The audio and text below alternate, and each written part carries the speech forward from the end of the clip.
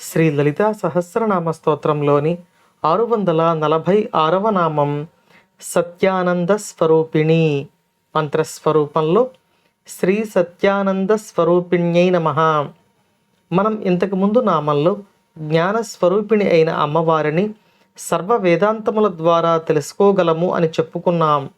ఇక ఈ నామంలో సర్వ వేదాంతముల ద్వారా తెలుసుకోగలిగిన స్వరూపిణి సాధకునికి ఏమి ప్రసాదిస్తుందో, అమ్మవారి యొక్క నిజమైన స్వరూపము ఏమిటో వశిన్యాది వాగ్దేవతలు ఈ నామంలో మనకు తెలియచేస్తున్నారు.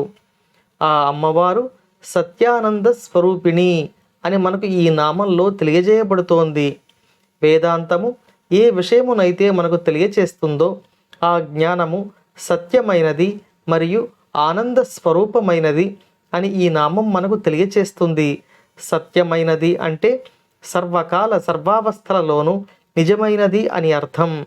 ఈ సత్యమైన అమ్మవారి యొక్క వైభవం సాధకునికి శాశ్వతమైన ఆనందాన్ని కూడా ప్రసాదిస్తుంది అని ఈ నామం మనకు తెలియచేస్తుంది. అంటే అమ్మవారి యొక్క సాధనా ఫలం సత్యమైన అంటే ఎన్నటికీ మారని, ఎన్నటికీ నశించని ఆనందము, అది బ్రహ్మానందము అని ఈ నామం మనకు తెలియచేస్తుంది. ఇక మరో అర్థంలో చెప్పుకుంటే అమ్మవారి యొక్క స్వరూపాన్ని కూడా ఈ నామం మనకు తెలియచేస్తుంది.